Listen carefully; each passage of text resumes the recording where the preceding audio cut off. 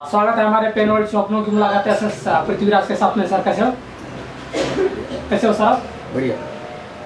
Sir आप एक जाना माना डिस्ट्रीब्यूटर हो, काफ़ी सारे फिल्म जो रिलीज नहीं हो पाती है उन फिल्मों को आप रिलीज़ करते हो और बहुत सारी चीज़ें थिएटर तक नहीं आती है, तो बहुत ही डिफ़िकल्ट है मतलब एक डिस्ट्रीब्यूटर, बॉलीवुड का डिस्ट्रीब्यूटर बनना। तो इसी के बारे में हम चर्चा करना चाहेंगे कि आपका संघर्ष कैसा रहा सर? शुरुआत में मैंने अपनी जो फिल्म लाइन में एंट्री हुई, जो शुरुआत किया मैं एज अ प्रोड्यूसर शुरू किया मैंने। हाँ जी सर। और हमने एक पहले आज़ादी की और एक सीरियल बनाई थी। इसमें मेरे साथ में मेरे पार्टनर्स थे लीलाधर सावंत, जो इंडस्ट्री की जाने माने आर्ट डायरेक्टर थे। उनके साथ में अक्सर मैं फिल्मों की शूटिंग्स के दौरान सेट पर रहा करता था। अच्छा, वहाँ पे सेट पे जाया करते थे? उनको असिस्ट किया करता था एज अ आर्ट डायरेक्टर। और वहीं से हमको फिल्मों की इसमें आ गया। तो पहले हमने फिल्म एक सीरियल शुरू की आज़ादी की, और उसके बाद में हमने फिल्म बनाई सियासत। अच्छा। और 2007 में जो फिल्म सियासत बनाई, उसके बीच में एक 2-3 साल का ये था वक्त था, तो उसमें मैंने राइटिंग का काम, डायरेक्शन का काम, ये सारे चीज़ें सीख लिए थे। तो सियासत की रिटर्न डायरेक्टेड बाय मैं खुद ही था। और वो फिल्म हमने बनाई, बहुत बढ़िया डॉल्बी डिजिटल फिल्म थी, अच्छी फिल्म थी।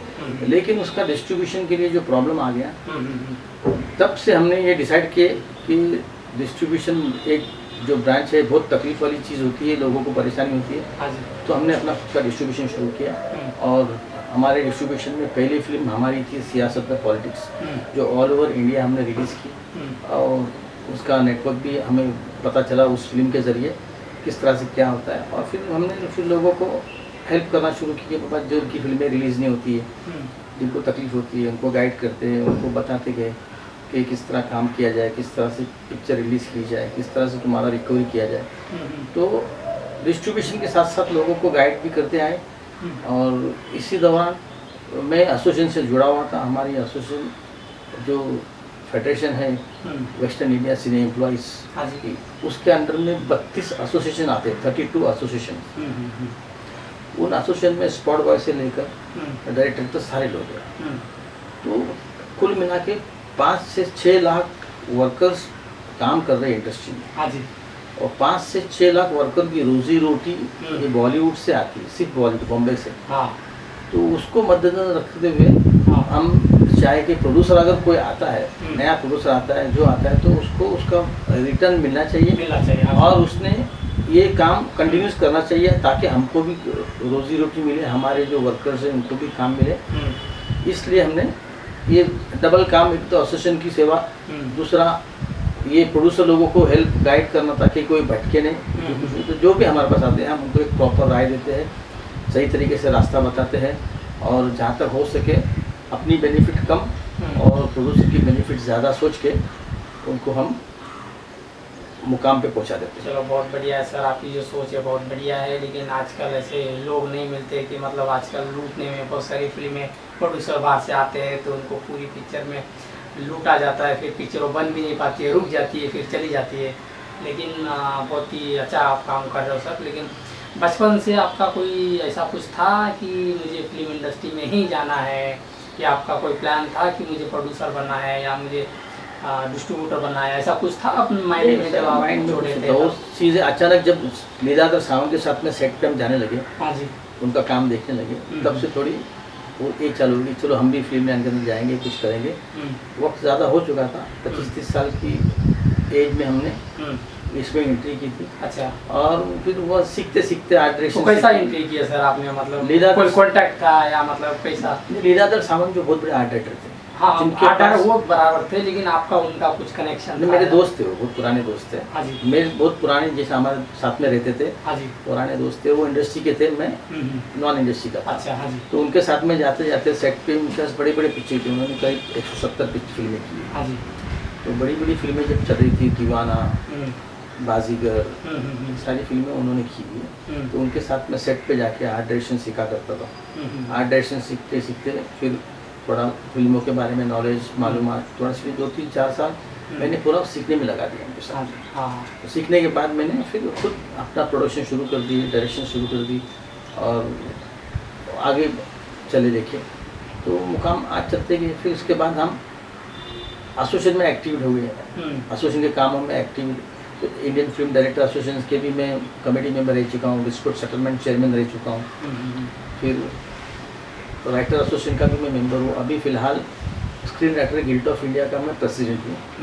और सारे एसोसिएशन ने मिलकर एक संस्था बनाई हुई है फेलिसिटेशन करने के लिए, Dada Saheb Phalke film foundation award. मैं उसका भी प्रेसिडेंट हूँ, जिनका काम ये है कि गवर्नमेंट एक अवार्ड हर साल देती है किसी एक सेलिब्रिटी को, दादा साहब फाल्के अवार्ड। लेकिन हमारे इंडस्ट्री में हमारे इतने सारे लोग हैं, इतने ज़्यादा लोग हैं डिजर्व करते हो, लेकिन हर साल एक आदमी को बोले तो कब तक नंबर लगेगा? तो बाकी लोगों, सही बात है, जो डिजर्विंग लोग हैं उनका नंबर कब साल में तो बहुत सारे अवार्ड्स होना चाहिए। बहुत सारे 140 करोड़ की आबादी है, उसमें से अगर फिल्म इंडस्ट्री के बहुत सारे 5-6 लाख जो हमारे वर्कर्स हैं उसमें नंबर नहीं आएगा। तो इसलिए हमने सारे एसोसिएशन वाले ने डिसाइड करके कि बाबा हम हर एसोसिएशन के डिजर्विंग मेंबर को हर साल एक अवार्ड देंगे। इस तरह से हमने कुछ 70 अवार्ड्स की हमने एक अरेंजमेंट कर दी कि 70 अवार्ड हम डिसाइड करेंगे।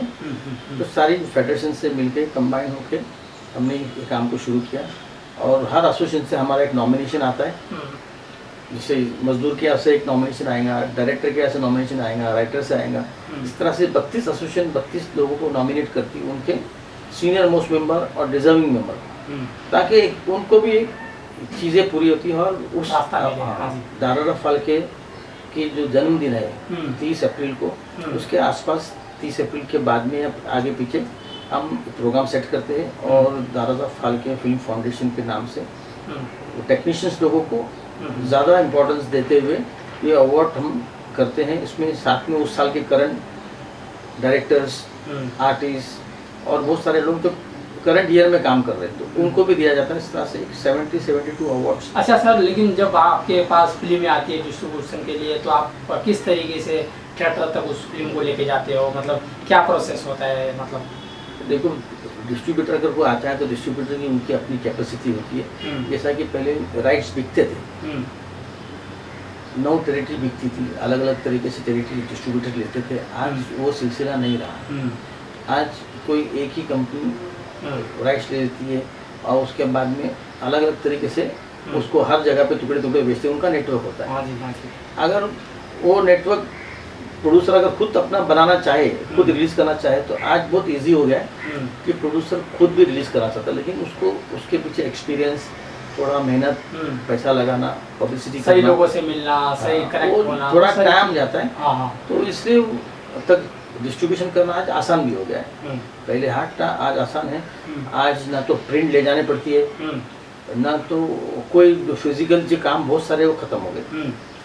यूएफओ पे बहुत सारे जो सैटेलाइट चैनल्स ये बनाए हुए हैं, प्रोजेक्टर्स है, उन पे फिल्म लगती है। तो सर ये कैसा, मतलब जैसे कि अगर कोई नई फिल्म आती है तो उसको कैसा थिएटर तक लिया जाता है, या वो कितना दिन चलेगी ऐसा कुछ, या कोई बड़े बड़े हीरो की फिल्म आती है तो कैसा, मतलब क्या होता है? इन लोग का पहले प्लानिंग होता है।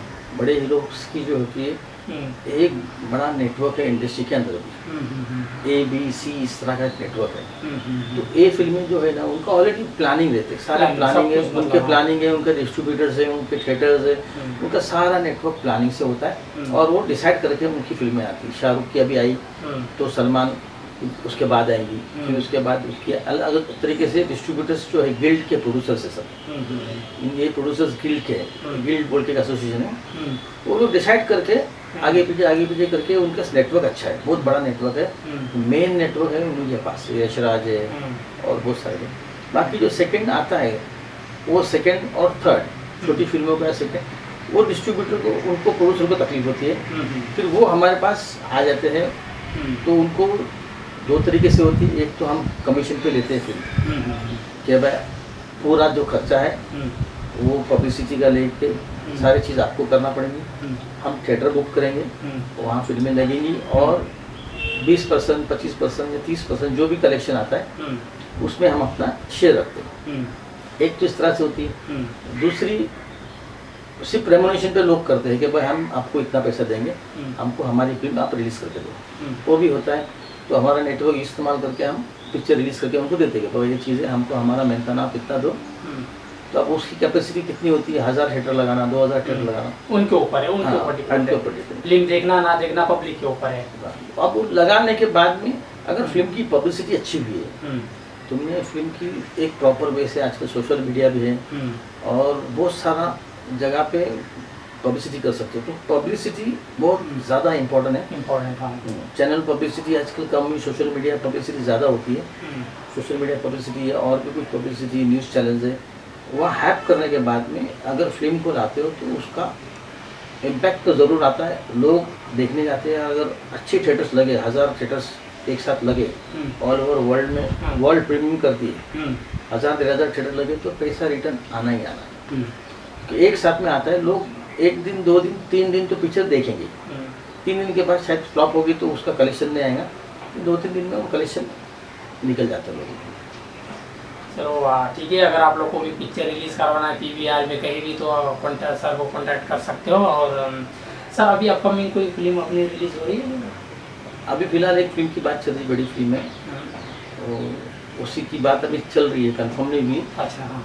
जो उसका बड़ा नेटवर्क 20 करोड़ की पिक्चर है, तो अगर वो आती है तो उसकी पब्लिसिटी वगैरह करके करेंगे।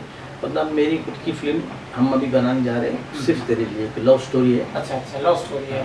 उसका भी लव पोस्ट स्टोरी प्रोडक्शन हो चुका है। अभी आजकल मतलब लव स्टोरी वो अलग अलग तरीके से पैटर्न होता है, जैसे कि ये सारे आते फिल्में तो लव स्टोरी होती है, कहीं लव स्टोरी, कभी कॉमेडी है, कभी क्या है, तो बहुत दिन से आई भी है नहीं फिल्म, एक म्यूजिकल फिल्म। अच्छा, तो हम कोशिश करेंगे अभी किस तरह से उसको लाया जाए, प्रेजेंट किया जाए। हाँ, उसका प्रेजेंट कर कोशिश तो रहेंगे कि आप इतना सारा एक्सपीरियंस है सारे चीज़ों का, तो उस एक्सपीरियंस का इस्तेमाल करके, यूज़ करके एक अच्छा प्रोडक्ट बना के लाने की प्लान चल रही है। कोशिश करेंगे।